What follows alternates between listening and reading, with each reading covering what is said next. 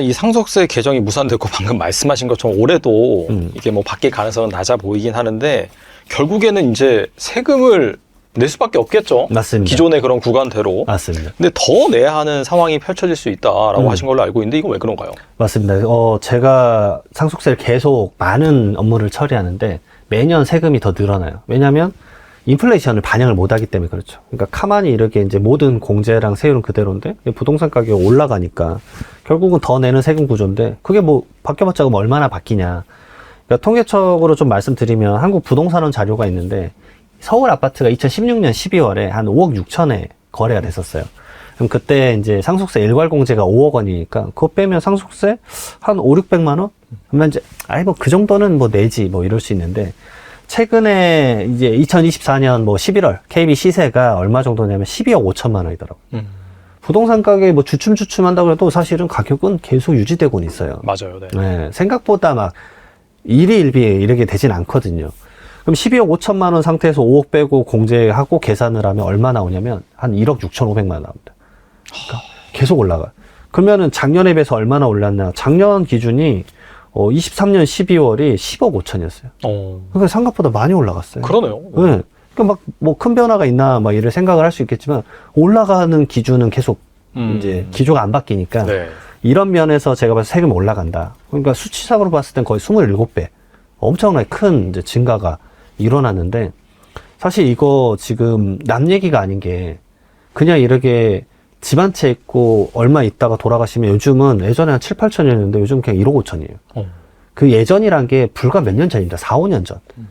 그러니까 이게 계속 올라가더라고요. 집 한 채 있는데 한 4, 5천 내던 분이 6, 7천 내다가 이제 1억이네? 이제 1억 5천이네?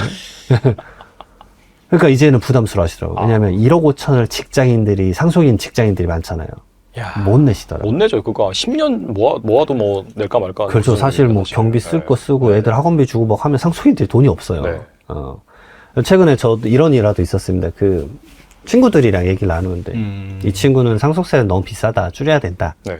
왜냐면 이 친구가 이제 재산이 좀 있어서. 아. 이 친구는 아니지. 그래도 이렇게 이제 점점 고루고루 펴져야 되니까. 근데 이제 제가 곰곰이 듣다가 너도 이제 상속세 낼걸? 했거든요. 본인이 상속세 안 낸다고 생각하고 말하는 거예요. 그래서 그렇죠. 제가 간단히 약식으로 계산해 줬는데 내더라고요. 그 친구가 이 정도 돼요.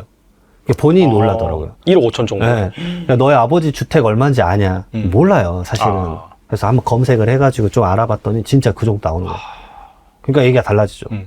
아니, 나는 내면 안 되지. 나는 보통 사람인데. 그러니까 이거는 보통 사람이 내는 세금이 됐다, 이미. 그렇죠. 네. 너도 내는 세금이니까 갑자기 이제 궁금해지는 거야. 자기가 그동안에 말했던 게 이제 부정을 해야 되니까. 이제 그거를 흡수하는 시간이 꽤 걸리더라. 거기다가 이제 올해부터 뭐가 바뀌냐면 예전에는 이제 그 비주택에 대해서 감정평가라는 걸 했어요. 그러니까 제가 최근에 경험한 게 뭐 예를 들어서 상속세 좀 적게 내려고 기준시가로 좀 낮은 금액으로 계산했습니다. 한 50억 정도로. 근데 이제 국세청에서는 이거는 시가를 반영하지 않고 있다. 그래서 국세청에서 감정평가를 해버려요. 근데 거의 한 130억 나왔거든요. 80억이 올라갔잖아요. 네네. 그러면 세율이 50%면 40억을 더 내야 돼요. 근데 부동산만 있는데 이 40억이 갑자기 어디서 납니까? 그렇죠.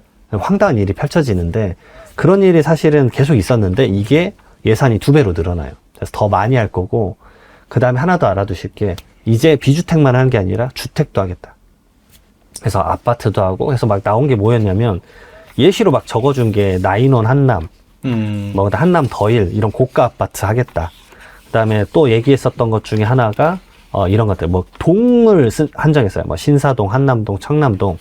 그러니까 가액 차이가 크니까 그리고 이런 데 아파트나 이런 이제 세대수가 좀 적지 않습니까? 19세대 막 이러니까 거래가 거의 없으니까 막 기준시가로 신고했는데 시세 차이가 크니까 하겠다. 근데 저는 개인적으로 일반 분들에게 해당하는 내용은 제가 봤을 때는 다가구 주택. 그러니까 빌라촌의 다가구 주택이 덩어리가 큰데 이게 뭐 기준시가는 20억인데 실제 시세는 막 35억 정도 하거든요. 그러면 이거 차이가 크네요. 감정평가 하겠습니다. 그래 버리면 이제 확 올라가 버리니까 그것에 대한 세금 증가가 클 거고 그다음에 한 단계 더 나아가는데 이건 실무하시는 분들만 좀 아는 건데 최근에 상담하신 분이 이런 분이 있었어요. 이제 좀 이제 서울 강남 상구도 아니에요. 나름 사거리에 어떤 빌딩이 있었는데 저는 이제 상속이 발생한 분들은 무료 상담을 해드리니까 그래서 이제 아는 감정평가사님들에게 부탁을 해서 탁상감정을 좀 매겨봤어요. 한 200억이래요. 그래서 200억 갖고 계산했는데 그 상속인분이 놀라더라고요. 뭔 200억이냐. 그러니까, 원래 얼마 정도 하세요? 그러니까, 한 130억? 근데, 그러면 어떻게 되냐면요. 상속세를 200억으로 내고 추후에 팔 때 130억에 팔면, 200억으로 세금을 상속세를 우선 70억에 대해서 35억을 더 내고, 양도소득세는 돌려받지도 못해요. 황당한 일이 펼쳐지는 거예요. 근데 이 황당한 일이 왜 펼쳐지냐면, 그 주변에 빌딩, 그렇잖아요. 우리가 담보, 대출 받을 때는 은행 담보가 많이 나오길 바라니까, 감정평가 금액이 높길 바라잖아요. 근데 상속세 낼 때는 내 부동산이 낮았으면 좋겠어요. 세금을 많이 내니까. 네. 근데 옆 건물에서 담보평가를 높게 받으니까 감정평가 받을 때 걔를 무시를 못 하는 거예요. 그러니까 막 200억이 나오는 거예요. 자기는 지금 130억에 내놔도 안 팔리는데. 그러니까 이게 막 금매로 나와요. 팔겠다. 네네. 그런 식의 상황도 펼쳐집니다. 세무사님께서 항상 미리미리 증여를 해야 된다라고 말씀하셨는데 2025년 이후부터 증여를 잘 활용하라는 또 조언을 하셨는데 개정안이 무산된 상황에서 앞으로 이 증여는 어떻게 해야 되나요? 맞아요. 사실 이제 가장 낮은 세율 구간 과세표준 1억 원이 2억 원까지는 10% 적용해주겠다. 이것도 개편안에 있었거든요. 사실 이건 뭐 부자감세도 아니잖아요. 아니죠. 모든 사람들이 네. 적용받는 거고. 특히나 이거 많이 적용받는 분들이 신혼부부거든요. 사실은. 일정 부분 좀 받아서 전세자금이나 주택 사는 건데. 네. 그 부분에 대해서 좀 줄여야 되는데 이것도 말 그대로 개편이 안 돼 버리니까 황당한 경우죠, 사실은. 저는 그래서 이 부분은 확실히 같이 이번에 25년에 무조건 좀 했으면 좋겠다. 개편이 나와도 사실 26년도부터 적용이 될 확률이 높거든요. 왜냐하면 세금이란 게 대출은 바로 적용하면은 바로 반영되는데 세금은 호흡이 항상 길잖아요. 1년. 그렇죠. 1년 호흡이니까 이게 너무 좀 안타까워요. 거기다가 이제 재산가액은 계속 높아지니까 증여할 때마다 부담은 크니까 사실 상담 오는 경우는 많은데 세금 듣고 다 증여를 안 해요. 말 그대로 증여세가 너무 높으니까. 언젠가는 근데 줘야 되잖아요. 네, 네. 그러니까 결국 미루다 자산 가치는 올라가고 그러다가 결국 상속으로 넘겨야 되는데 상속 개편이 안 되니까 또 어떡하냐 이러고 있고. 그러니까 이게 말 그대로 좀 환장할 일이고 그 다음에 한편으로 나아갔을 때는 저는 증여 공제도 같이 상속세가 만약에 개편이 되면 증여도 같이 돼야 된다 봐요. 왜냐면 상속이 개편이 되면 아니 이제 공제 올라갔으니까 아버지 죽으면 그때 가져가라. 그럼 세금 적게 내지 않냐. 근데 요즘 이제 할 말은 아니지만 상속인들 나이가 환갑이 넘어요. 그러면 그럼 이제 환갑에 받아서 사실은 속된 말로 어디다 쓰냐. 그러면 환갑 때 받으면 그 다음 질문이 나 죽으면 자녀 상속세 얼마나 이거예요. 사실. 그러니까 이게 계속 돌거든요. 그러니까 그런 고민을 같이 해결하기 위해서는 증여 공제도 좀 같이 맞물려서 좀 해줘야 되지 않을까. 항상 그런 얘기를 하고 있습니다. 30억까지는 증여가 큰 실익이 없다라고 말씀하시는 분도 계신데 정말 그런 건가요? 그래요? 이거는 결국은 이제 주시는 분이 재산가액이 얼마 있느냐가 중요한 것 같아요. 말 그대로 편차가 너무 크죠. 만약에 이제 총 재산이 30억인데 30억 다 증여를 했다. 그러면 실익은 없죠. 왜냐면은 상속이 일어나면 상속의 공제 액수가 더 많으니까 괜한 돈을 많이 준 케이스가 될 수 있어요. 극단적으로 말하면. 네. 근데 또 다른 식의 극단적으로 말씀드리면 내가 극단적으로 제 고객 거의 얘기이기도 한데 한 1,000억이 있어요. 1,000억이 있으면 30억 증여 무조건 빨리 해야 돼요. 그냥 어차피 상속세 50% 부과이거든요. 그래서 이제 제가 그 얘기를 많이 말씀드려요. 이분이 이제 약간 건설사 좀 오너분이셨어요. 상속재산은 그래도 한 1,200 정도 됐었어요. 꿈의 숫자죠, 사실. 120억만 돼도 꿈의 숫자인데. 근데 그분이 이제 87세 때 저한테 오셨어요. 근데 나이가 있으시니까. 그래서 제가 뭐라 말씀드렸냐면, 자녀는 좀 그럴 것 같다. 자녀나 배우자는 10년이니까. 왜냐면 대한민국 상속세미 증여세법은 증여하고 나서 10년 이내에 돌아가시면 상속재산이 얹어요. 그러니까 증여할 필요가 없죠. 다시 얹어서 상속세 높은 걸로 계산 어차피 할 테니까. 근데 손주, 사위 며느리는 5년이에요. 그래서 제가 그때 말씀드렸어요. 현금 유동성 얼마 정도 있냐니까 좀 넉넉하게 있으시더라고요. 그래서 그러면 제가 말씀드린 딱 기준점은 30% 구간까지만. 대부분 한 5억 정도까지만. 네네. 5억까지가 딱 20%거든요. 그러면은 딱 그 공제까지 해서 손주한테 뭐 5억 2천, 미성년자는 아니면 성년이면 5억 5천 주면 딱 증여세 9천만 원 나와요. 그러면은 9천만 원 내고 나머지 금액을 손주가 쓰면 되거든요. 그러면 그 정도 금액까지는 증여를 해라. 왜냐면 손주만 12분이셨어요. 그러잖아요. 자녀에다가 손주까지 그렇죠. 많잖아요. 거기다 사위 며느리까지 하니까 한 15분 정도 됐던 걸로 기억이 나요. 그러면 그러게 5억 정도씩만 줘라. 그럼 얼마냐? 75억이지 않냐? 근데 세율 구간 얼마죠? 20%죠. 20% 내고 끝나는 거예요. 근데 5년만 건강하게 살면은 이 상속인 이외의자는 5년 이내만 합산되기 때문에 상속재산 합산이 안 돼요. 왜냐하면 상속재산에 합산되면 75억에 대해서 50%를 내야 되는데 예전에 20% 냈으니까 나머지 30%를 더 내야 되는 구조가 되는데 이걸 피해갈 수 있는 거죠. 근데 87세 때 고민하시더라고요. 아니 무슨 소리 하세요? 건강하시잖아요. 빨리 주세요. 근데 그분이 결국 안 했어요. 아이고. 근데 그분이 93세 때가 저를 찾아왔어요. 최근에 찾아오셨어요. 그러니까 건강하시잖아요. 제가 그때 주시라니까. 그러니까 나도 이래야 될지 몰랐다고. 지금도 건강하세요. 그러니까 요즘 생각보다 돌아가시는 분들이 그 통계도 나와요. 80대 이상이 55% 이상이에요. 돌아가시는 분들 나이가. 그러니까 상속인들 나이가 막 환갑이 넘쳐나요. 사실 이분 손주들이요 다 성년이었어요. 그렇겠죠. 네, 사실. 손주가 요즘 다 성년이에요. 근데 그때 주셨으면 손주 결혼할 때도 미천되고 좋지 않았냐. 상속 재산에도 어차피 포함 안 됐는데 후회를 좀 하시더라. 지금은 주면 되겠느니까. 잠깐만 지금 지금은 뭐 의사분이 뭐래요? 막 이렇게 물어봤죠. 갖고. 근데 또 건강하실 것 같으면 주세요. 합산되면 어쩔 수 없지만. 근데 이렇게 생각하실 수도 있어요. 상속 재산을 얹어지는 것 때문에 두려워하는 게 아니라 다 87세에 그러니까 손주가 한 5, 6년 전에 더 젊었을 때로 돌아가 봅시다. 손주가 그 돈을 갖고 있었다가 극단적으로 비트코인 샀다고 해봅시다. 야. 그럼 5억어치 비트코인 샀는데 그 비트코인이 지금 막 30억이 됐다고 해봐요. 그러면 벌어들인 25억에 대해서는 증여세 1원도 안 낸단 말이에요. 그 비트코인 아까 말씀드렸잖아요. 27년까지, 이게 26년 말까지 과세를 안 하잖아요. 온전히 자산을 다 가져가는데. 그러니까 말 그대로는 자산은 계속 증가된다 그러면 하루빨리 줘야 돼요. 근데 본인의 상속세까지 좀 고민해서 주면 좋겠다라는 얘기를 제가 드리는 것 뿐이지, 어찌 보면 대부분의 상황에서 좀 자산이 있으신 분들은 일찍 주는 게 낫습니다. 왜냐면 어떤 이런 기회가 됐고, 어느 정도 내가 봤을 때는 그 정도 나이 되시면은 좀 아세요, 세상에. 이거 사면 올라가. 그냥 갖고 있어봐. 이런 식으로 컨트롤을 해주시거든요.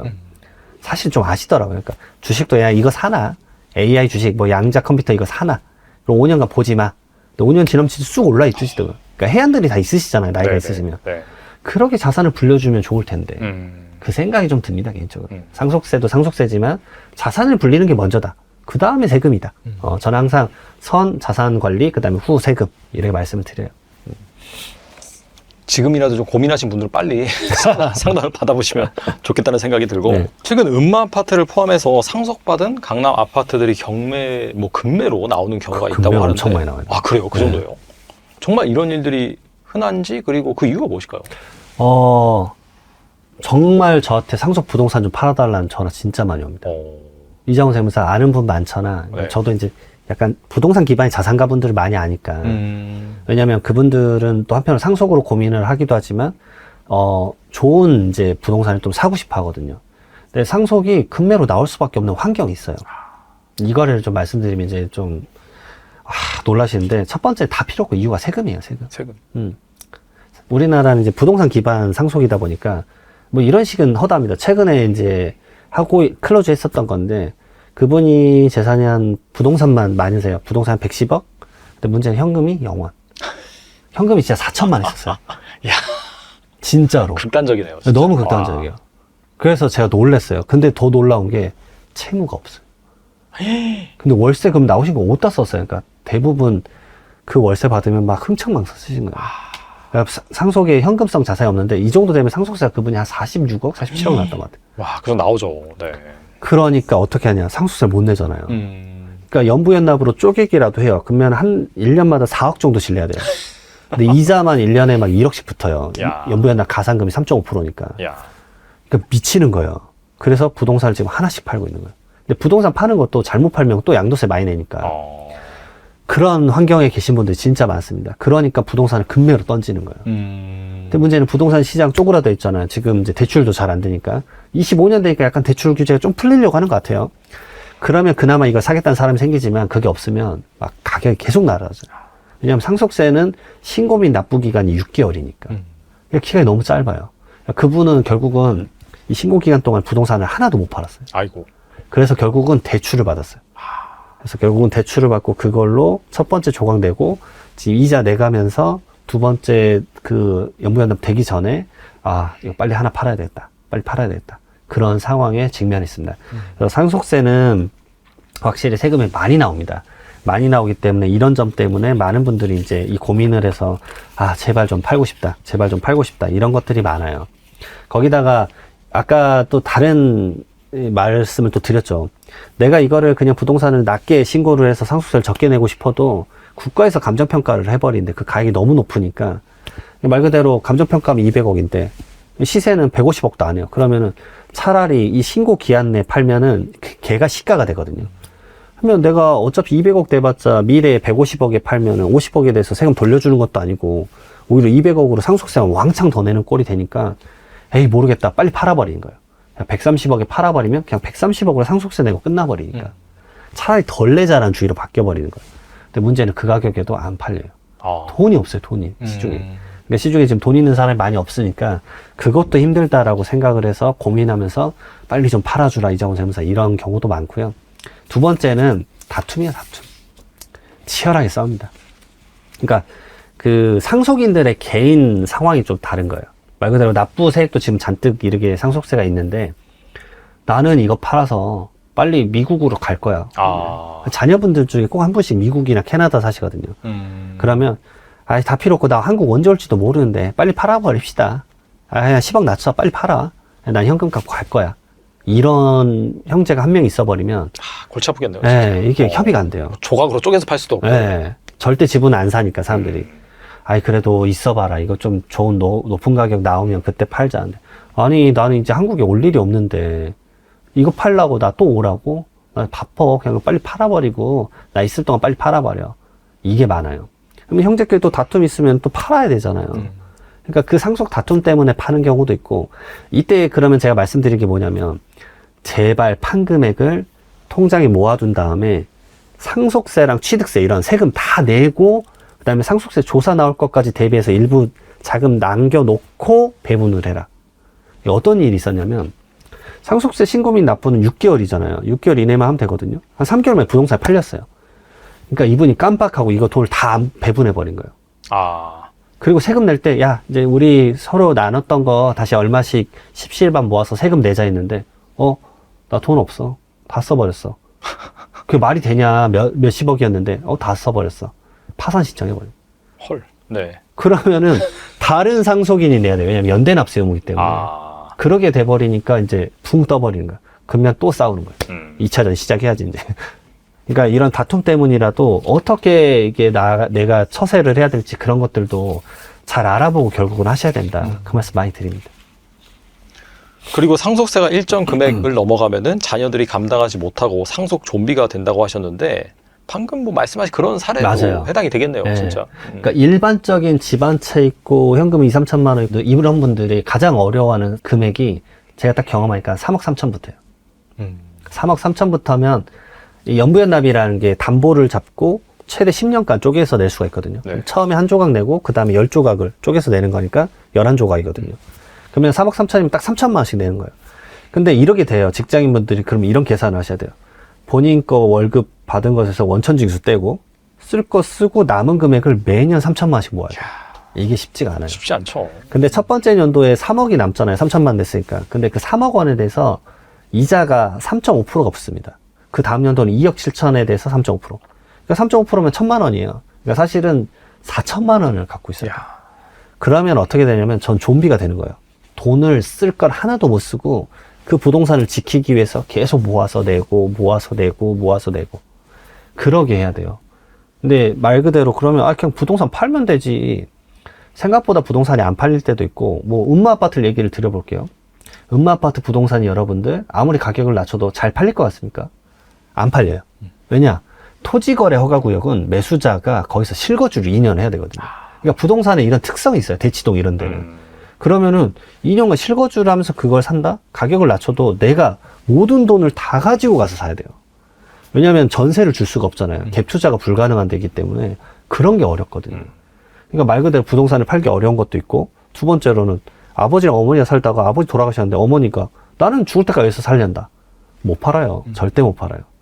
아니 엄마 그래도 우리 세금 내야 되는데 너가 벌써부터 내 재산을 노리는구나 이래버리니까 황당한 경우가 생깁니다. 진짜. 그래서 이런 상속 좀비를 대비하기 위해서라도 아까 말씀드렸던 뭐 종신보험을 가입을 한다거나 아니면 사전에 이런 것들을 플래닝을 꼭 좀 짜봐라. 그러니까 별거 없으니까 뭐 짜야 되겠냐라고 하는데 세액이라도 그러면 간단하게라도 계산해 보시고 아, 이 정도 금액이나 나와? 요즘은 사실 급작스럽게 돌아가실 경우는 별로 없어요. 대부분 이제 요양병원도 가고 이러다가 돌아가시니까 그런 증상이 있으면 그때부터는 형제들끼리 우리 미래 상속세 내야 돼. 매년 500만 원씩이라도 모아두자.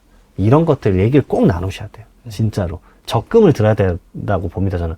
그러니까 이게 좀 슬프죠. 상속세를 내기 위해서 적금을 들어야 된다는 게. 아, 자산을 불리기 위해서가 아니라. 네. 네. 상속 세금을 내기 위해서 그 부동산을 온전히 지키기 위해서 적금을 드는 시점이 올 거예요.